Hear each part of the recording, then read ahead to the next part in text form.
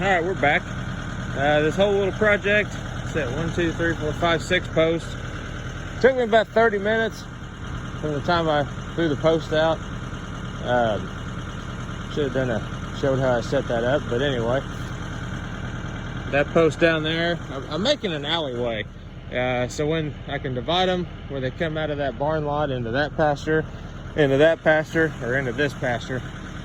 And I had this set up before with T-posts and fiberglass posts and one electric strand rope wire. Wasn't sturdy. Horses didn't bother it. After I set it up temporary till I come up with something else after 3 years, I'm like, well, you know, I think that's working. I ought to just stick with it. So I just went ahead, got a fencing project going on, got my driver set up. It's like, I'm gonna make this more permanent. So I think we're still gonna run rope strand on here, but probably 2. I think 2 strands would be fine. I don't like running it low to the ground because then weeds touch it. If it's up a little bit, I can get a bush hog under it. I don't have to spray it near as much. I don't really like using spray anymore than I have to. But anyway, the reason this took 30 minutes, had to level, of course, had to level that out every time and adjust it because of the terrain. Big reason it took 30 minutes, I had to set that post down there first. Then I set that one. I come up and set this one, stretched the line, laid those out in a row with the ends where I wanted them.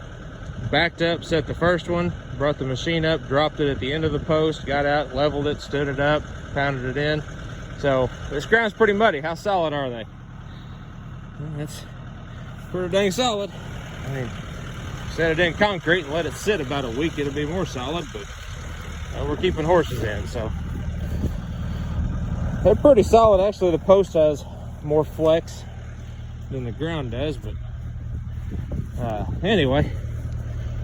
So what I had before, I ran a electric rope all the way from there to that post, and I had to come in through there, then go in there. It's kind of tough to turn with a bush hog. So what we're gonna do this time, we're gonna come down with electric rope from there, end it on this, but it's gonna extend on for a rope gate to that post. That post is gonna have wire to that one, and that's gonna be pretty much permanent. I'm not gonna tension it up hard. I don't think I need to set in a corner structure. And then, of course, I got a rope gate I put across there. Horses don't bother it, it's electric, it makes them go ow.